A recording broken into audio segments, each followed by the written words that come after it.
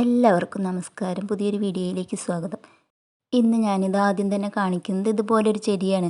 അപ്പോൾ ഇത് കഴിഞ്ഞ വീഡിയോയിൽ കാണിച്ചതായിരുന്നു. ഗ്രോവിങ് സ്റ്റിക്കൊക്കെ ഉണ്ടാക്കുന്ന ഒരു വീഡിയോ ആണ്. പഴയ പൈപ്പും പഴയ തുണികളൊക്കെ വെച്ച് നല്ലൊരു ഗ്രോവിങ് സ്റ്റിക്ക് ഉണ്ടാക്കിയ വീഡിയോ ആയിരുന്നു. അപ്പോൾ ഇതെനിക്ക് ഇതിൽ ചെടിയുടെ പേര് അറിയില്ല എന്ന് പറഞ്ഞിട്ടുണ്ടായിരുന്നു. അപ്പോൾ എനിക്കൊരു കമൻറ്റ് ഇട്ടുണ്ടായിരുന്നു, ഇതിൻ്റെ പേര് സിഗോണിയ എന്നാണ്.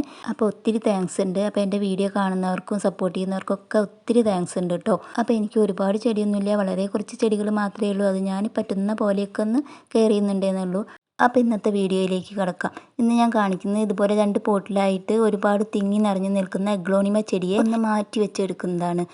അപ്പോൾ 2 വളരെ ചെറിയ ചെടികളായിട്ട് നഴ്സറിയിൽ നിന്ന് വാങ്ങിയതായിരുന്നു. അപ്പോൾ ഇതുപോലുള്ള പോട്ടിലൊക്കെ വെച്ചിട്ടുണ്ടായിരുന്നു. അപ്പോൾ ഒത്തിരി തിങ്ങി നിറഞ്ഞു നിൽക്കുന്നുണ്ട്. അപ്പോൾ ഈ ചെടികളെയൊക്കെ ഒന്ന് മാറ്റി വെച്ച് കൊടുക്കുന്നുണ്ട്. അപ്പോൾ ആദ്യം തന്നെ അതിലെ പെബിൾസൊക്കെ ഒന്ന് മാറ്റി വെക്കുന്നുണ്ട്. പിന്നെ ചട്ടിയിൽ നിന്ന് ചെടിയെ പുറത്തെടുത്തിട്ട് ഒക്കെ ഒന്ന് വേർതിരിച്ചെടുക്കുന്നുണ്ട്. കുറച്ചധികം ചെടികളൊക്കെ ഉണ്ടായിരുന്നു. അപ്പോൾ ഒത്തിരി ചെടികൾ ഇങ്ങനെ തിങ്ങി നിറഞ്ഞു നിൽക്കുമ്പോൾ ഒന്ന് ഇടയ്ക്കൊക്കെ ഒന്ന് മാറ്റി വെച്ച് കൊടുക്കണ്ടേ. എന്നിട്ട് ആ പോട്ടൊക്കെ നല്ലപോലെ കഴുകി വൃത്തിയാക്കി എടുത്തിട്ടുണ്ട്.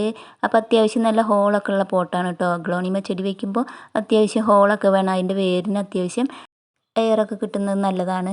അപ്പോൾ ആ പോട്ടിൻ്റെ അടിവശത്തായിട്ട് ഞാൻ ചകിരി വെച്ച് കൊടുക്കുന്നുണ്ട്. പിന്നെ ഇതുപോലെ പൊട്ടുകട്ടകളൊക്കെ വെച്ച് കൊടുക്കുക. ഒരു 3-4 ഓടിൻ്റെ പൊട്ടൊക്കെ ആയിട്ട് ഞാൻ വെച്ച് കൊടുക്കുന്നുണ്ട് അടിവശത്ത്. പിന്നെ ഇതിൻ്റെ മുകളിലായിട്ട് കുറച്ച് മണലും തരി പോലുള്ള മണ്ണായിട്ടാണ് ഇട്ട് കൊടുക്കുന്നത്. ചരൽ മണ്ണ് പോലുള്ള മണ്ണില്ലേ, അതും ചാണകപ്പൊടിയും കൂടി മിക്സ് ചെയ്തിട്ട് ഞാൻ ചട്ടിയിൽ നിറച്ച് കൊടുത്തിട്ടുണ്ട്. എന്നിട്ട് ചെടിയെ അതിലേക്കൊന്ന് വെച്ച് കൊടുക്കുന്നുണ്ട്. മണ്ണൊക്കെ ഇട്ടൊന്ന് സെറ്റാക്കി കൊടുത്തിട്ടുണ്ട്. അപ്പോൾ നല്ലൊരു ചെടീനെ വീണ്ടും വെച്ചെടുത്തിട്ടുണ്ട്. പെബിൾസൊക്കെ വെച്ച് കൊടുത്ത് വീണ്ടും സെറ്റാക്കി എടുത്തിട്ടുണ്ട്. അപ്പോൾ നല്ലൊരു ഹെൽത്തി ആയിട്ട് ഈ ചെടി വീണ്ടും വളർന്ന് ഒത്തിരി തൈകൾ വീണ്ടും ഉണ്ടായി കിട്ടും. അപ്പോൾ എന്നിട്ട് ആ വൈറ്റ് പോട്ടിലേക്ക് അതൊന്ന് ഇറക്കി വെച്ച് കൊടുത്തിട്ടുണ്ട്. അങ്ങനെ 2 പോട്ടിലും ഞാൻ ഇതുപോലെ സെറ്റ് ചെയ്ത് വെച്ചിട്ടുണ്ട്.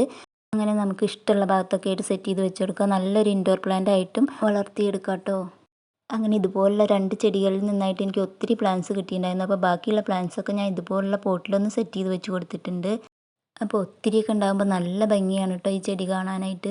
നല്ല ഭംഗിയുള്ളൊരു പ്ലാന്റ് തന്നെയാണിത്. അപ്പോൾ ഇതുപോലൊരു തൈ ഞാൻ എടുത്തിട്ട് ഒരു ഗ്ലാസ്സിൽ വെള്ളമൊക്കെ നിറച്ചിട്ട് അതിലും വെച്ച് കൊടുത്തിട്ടുണ്ട്. അപ്പോൾ ഇത് വെള്ളത്തിൽ വളർത്താൻ പറ്റുന്ന ഒരു ചെടിയും കൂടിയാണ്. 3-4 ദിവസമായിട്ടൊന്നും ഒരു കുഴപ്പമൊന്നും ഇല്ലാതെ നിൽക്കുന്നുണ്ട്. അപ്പോൾ ഇതുപോലെ വെള്ളത്തിലും വളർത്തിയെടുക്കാൻ പറ്റും ഈ ചെടി. ഡൈനിങ് ടേബിളിൽ ടീപ്പോയിലൊക്കെ സെറ്റ് ചെയ്ത് വെച്ച് കൊടുക്കാൻ പറ്റും കേട്ടോ. പിന്നെ ഞാനിതാ ഈ ചെടികൾ ഇതുപോലെ ഒന്ന് സെറ്റ് ചെയ്ത് വെച്ച് കൊടുത്തിട്ടുണ്ട് പൂന്തോട്ടത്തിലായിട്ട്. അപ്പോൾ ഒരുപാട് വെയിലൊന്നും വേണ്ട, നല്ല തണലത്തൊക്കെ ആയിട്ട് വെക്കാൻ പറ്റിയൊരു ചെടിയാണ്. അപ്പോൾ ഇതൊരു വെയിലൊക്കെ ഉണ്ട്, കാലത്തുള്ള വെയിലാണ്. പിന്നെ അത് കഴിഞ്ഞാൽ നല്ലൊരു തണൽ തന്നെയാണ് ഇവിടെ. അപ്പോൾ വേരൊക്കെ പിടിച്ച് വരുന്നേ ഉള്ളൂ, അത് കഴിഞ്ഞാൽ നല്ല ഉഷാറായിക്കോളും. അപ്പോൾ എൻ്റെ വീഡിയോ ഇഷ്ടമായാൽ ലൈക്ക് തരാനും സബ്സ്ക്രൈബ് ചെയ്യാത്തവരൊന്ന് സബ്സ്ക്രൈബ് ചെയ്ത് സപ്പോർട്ട് ചെയ്യുകയും ചെയ്യണേ. പുതിയൊരു വീഡിയോയുമായി വീണ്ടും വരാം. അതുവരേക്കും താങ്ക്